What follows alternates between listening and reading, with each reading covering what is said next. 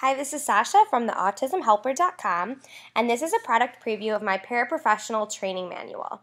So training paraprofessionals can be so challenging, and I think as teachers sometimes we really forget that part of our job is to be managers and to manage the staff in our class.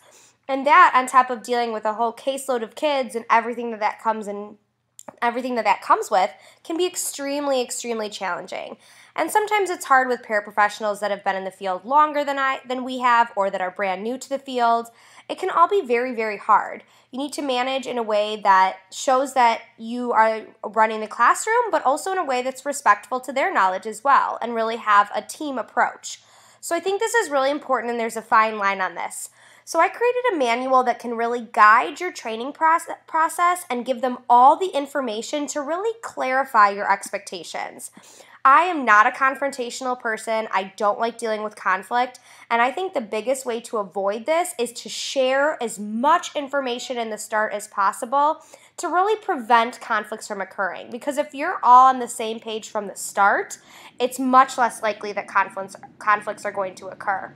So sharing information, explaining autism, explaining your thinking process behind everything you're doing is so critical. So to start this manual off is a teacher's guide kind of explaining on how to run this program, and then here's the manual. So this is designed to really be something that you print, you bind, you give them. You want to give them this so they can keep it and refer back. You want to have this information at their fingertips so 6 months down the road, if they have a question, they can turn to this if they feel uncomfortable asking you questions. So it really is designed to be a manual. It's a 31-page manual, so we're going to go through all the contents real quick. So here's a table of contents. There's 7 different major categories. After each major category, there is a review page too. So each page is kind of with a question or frequently asked question or major comment. So something such as what is autism, just describing the diagnostic criteria.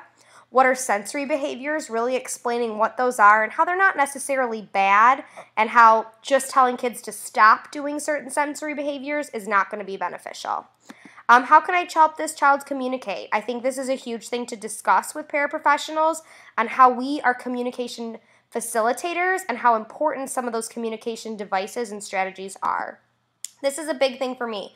Receptive language. Why does it seem like this child isn't listening to me? I say this all the time. They're not ignoring you. You need to give them processing time. So this really explains what receptive language is and what receptive language difficulties are, what that looks like, and how paraprofessionals and teachers should deal with it. So like I said, after each little section, so this is kind of the section of what is autism and all of the diagnostic criteria, there's a page with a take-home message. So this just kind of reviews the major, most important points, such as never take away a child's communication system, on one page to review after each section. Next is your role as a classroom paraprofessional. This is wordy, but it's important, and I really laid on thick on how important their job is, because their job is so important. I couldn't do my job without my classroom paraprofessionals, but they need to take their job seriously, so things like coming back from lunch at the right time and not being on your cell phone are even more important in this setting, because we're in charge with taking care of such a special population. So here's the take-home message on that. And then are some classroom basics. I think it's really important to explain why you're setting up the classroom the way you are. Because if they have no buy-in, they're not going to use it. The second you step out of the room, that visual schedule is going to the side or that data sheet's going to the side. So really explaining why your classroom is set up and giving kind of some examples as well. Visual student schedules. This is my big pet peeve. Everyone needs buy-in into that schedule. So really going in depth and explaining why that schedule is important and what their job will look like related to those visual schedules. Again, here's the take-home messages. Next, reinforcement. This is something I get questions about across the board from paraprofessionals in all different classrooms.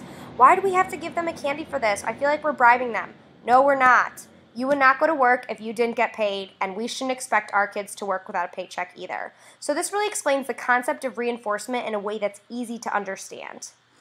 Again, our take-home messages, and then this kind of goes into ABA and dealing with aggression, dealing with accidentally increasing problem behavior. So this is kind of even if you don't subscribe solely to ABA, this kind of just gives a little background of functions of behaviors and things like that and data in an easy to understand way. Next is, why is this child being aggressive? So really looking at aggression as a form of communication and not something that they're, just doing bad. Something that they are trying to communicate, and that's how we should look to decrease aggression. This is my big thing, how you might accidentally increase problem behavior. So what are you doing for attention behaviors? Are you giving lectures every time? Because you might accidentally be increasing attention behaviors. So kind of looking at how identifying the function of a behavior will actually show us what not to do. And then a last one is how to use planned ignoring. This is something that's used in a lot of classrooms. For students that have a lot of attention-seeking behaviors, you might implement a planned ignoring intervention. For some reason, this is very hard for everyone to follow because people tend to think you're letting them get away with the behavior. So this kind of goes in depth in explaining this strategy in a way that all individuals can understand the process behind it. Again, here's our take-home messages. Next up is data. Data is going to be a huge job of a paraprofessional, so I really wanted to explain and clarify how important that data is, what they should be doing when taking data, and what to do when they don't understand.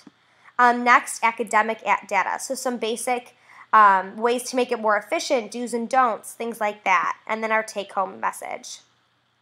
Then we have, how can we help my child be more independent? We don't want our kids to be reliant on our paraprofessionals. So really focusing on different ways that they can remove prompt dependency and how that's good, how they should be kind of getting away from over-prompting kids.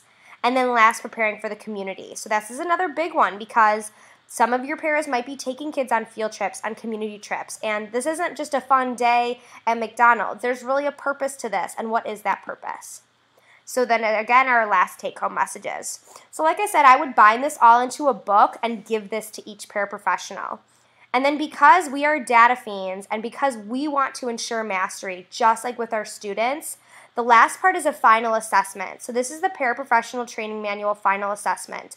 Maybe it's going to seem weird, maybe your paras will feel uncomfortable, but give them this assessment. You want to show that they really understand what you worked on with them. So it's a three-page assessment that kind of goes through some basic concrete questions, so true, false, fill in, just to show mastery that they've remembered some of those important facts. And then the last part is really the important part for me. It's read and respond. So you can really see some of these don't have clear-cut answers, and it's just going to show that they can apply the knowledge and kind of have you explain them to them. So like one question would be, you're running a flashcard station, it's your turn to work with Alyssa, Alyssa's in the play area, what should you do to get Alyssa to your station? So you might be looking for a few different things here. Maybe you're looking for them to say, oh, I'm going to go bring Alyssa her schedule. Oh, I'm going to go get her behavior chart. I'm going to go get her sticker chart. I'm going to go get a reinforcer for her to get it ready at the flashcard station. So depending on your class and your para, there might be a few different things you're looking at of each of these questions, which is what I really like about it. I want to see that applied knowledge, that they can take this and apply this to this really complex and challenging job, because our jobs aren't easy. And then last, kind of a spot for them to give questions. I encourage questions throughout this whole training manual, but sometimes people feel uncomfortable asking questions, so kind of giving the anonymity of writing it might be a little bit easier. So like I said, this manual really has it all. I'm so excited to use this year. I think it's going to make it a lot easier for me to run a training session with my paras when it's written on paper. For some reason, things just are easier when they're written on paper, and you can be like, here, look, we have a manual. I'm not making this up. So I really hope that you'll find this as helpful as I do, because I really can't wait to get started using this. Everything's written in really easy to understand language, so it'll be understandable by both veteran paraprofessionals, newer paraprofessionals, highly educated people, less educated people. It's really going to be understood by all, which is really the key here.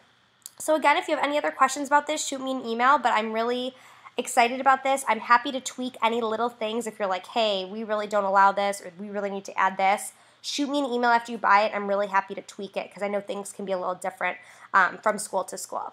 So again, this was a preview of Paraprofessional Training Manual by theautismhelper.com.